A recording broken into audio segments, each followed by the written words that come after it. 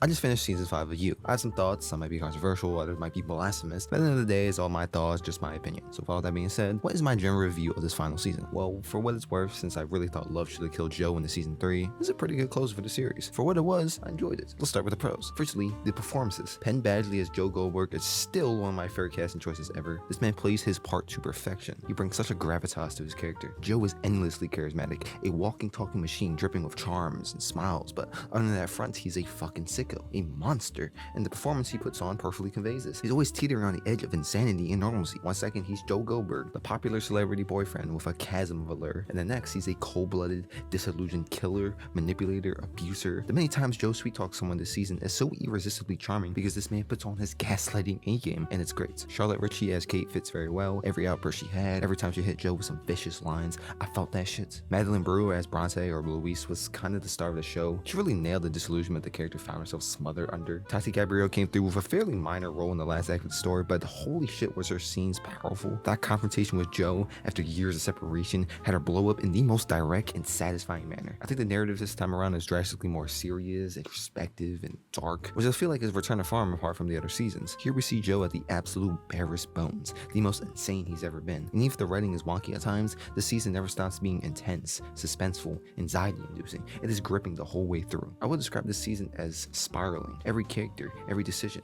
every plot point feels like it's spiraling out of control, and it is a chaotic thriller to witness. That scene in the finale where it keeps flashing dark was so goddamn stressful to watch. I was holding my breath. I like how the show literally went back to its roots, back in New York and Moonies, and how it all connects back to Beck. I think Joe is perfect as a character here. The creators know exactly what Joe Goldberg is: a serial killer, an inhumane monster hiding under the guise of love, and they know exactly how to portray that in the most interesting way, because I had to catch myself investing in the romantic drama. Seriously, Joe sweet-talked me, the viewer, into falling for his bullshit disguised as loving gestures, and it's so fascinating to see every time the curtain drops and he reveals his true self. In the scene with Marianne where she's trying to tear down the white knight illusion he holds himself to, Joe switches between this loving dude who made just a couple mistakes and his controlling, crazy, manipulative true self. He generally is confused and shocked as to why these women don't thank him, don't love him for his acts that he deems is for their sakes. I will always applaud the creators for his writing. Joe doesn't love the woman he thinks he loves the one in his mind, the idealized, glorified center of the universe that he has to protect. But what the season explores is that it was all an excuse, all an act to satisfy his urges to kill, and that is so intriguing to watch. And of course this is prevalent throughout the entire show, but I feel like the creators got fed up with people simping over Joe, trying to justify him, and they kind of just took the direct path to depicting this. That scene in the finale where he starts choking Bronte isn't an act of love or some bullshit. It's Joe with his murderous tendencies on full display. He twists everything, every accusation, every confession of truth to fit his framework of normalcy. This is a fascinating character study. I cannot stress that enough. I might be the only person to say this, but I really liked Maddie as a character. I thought she was great. She was really fun. Kind of reminded me of 40 because I remember liking 40 in season 2. But yeah, she was fun. She's not annoying, and I think Anna Camp has great charisma in the role. The ending is pretty solid in my opinion. There's problems with it, of course, but Joe's final line feels so narratively satisfying. I feel like You, and maybe I'm looking at this wrong, whatever, is a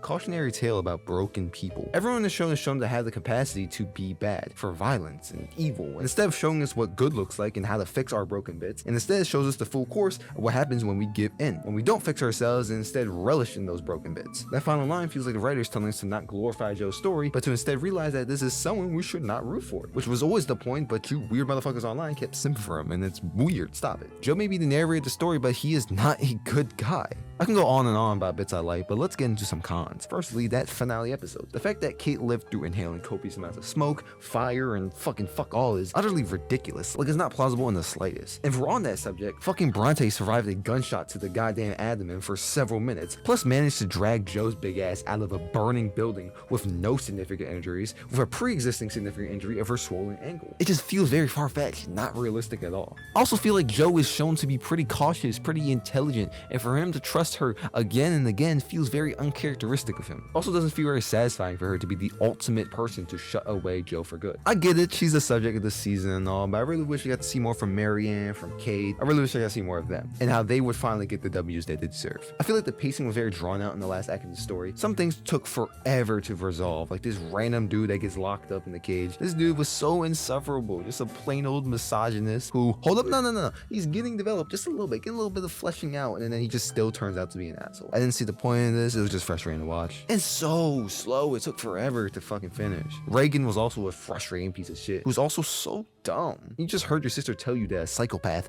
wants her to kill you, and yet you continue to talk copious amounts of shit. Just no survival instinct. She's just such an annoying character with no redeeming qualities at all. I think Kate wasn't handled well. I thought the writers were setting her up to take some responsibilities for her actions, with the Teddy scenes and how complicit and still self-serving she was, trying to resolve the situation with her hands clean, and to see her actually get away with everything scot-free, no fucking repercussions, was so stupid. Look, I would praise this show in this season for its ridiculousness, like Maddie actually pulling off the Reagan act. That shit was so dumb, but still kind of grounded, believable, and very, very entertaining. But when you got TikTokers being a main force of the story, it crosses the line to stupidity. Many other plot points, like Joe using his old name back in New York City, which makes no sense, and again, it's very uncharacteristic of him to do that stupid shit. Yeah, some of the plot points just felt very convenient, very dumb. At times the dialogue was very, very cringe. The whole sexy vampire steamy smut they were spewing was so weird, uncomfortable, unnecessary. It reminds you of that terrible Wolf You line back with Love. I forgot what season 1, I think it was a season 2. But yeah, it's just so cringe inducing. I get secondhand embarrassment just thinking about it. A lot of the feminist talk from Bronte was very forced and annoying to watch. No, I don't hate women. I just thought it lacked subtlety and was very, very tell-over show. And yeah, those are my thoughts on season 5 of You. It's a very entertaining season. It's a very fun season to watch. It can sometimes be very gripping, compelling, thought-provoking, but it isn't perfect by any means, honestly. And yeah, thank you all for watching. If you want to see more content like this, subscribe, like the video, blah, blah, blah. See you tomorrow. Peace.